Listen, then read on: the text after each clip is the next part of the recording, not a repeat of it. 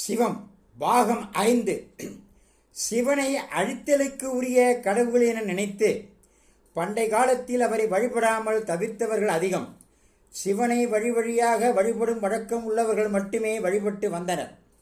ஆனால் சிவன் கருணையின் வடிவானவர். பக்தியுடன் எவர் அழைத்தாலும் ஓடி வந்து அவர்களுக்கு வேண்டியதை அருளக்கூடியவர்.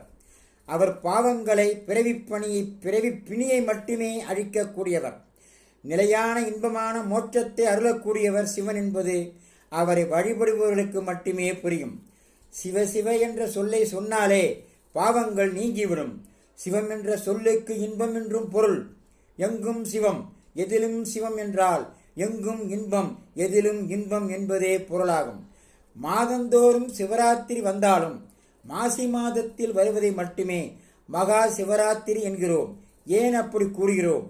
இதன் விவரத்தை நாளைய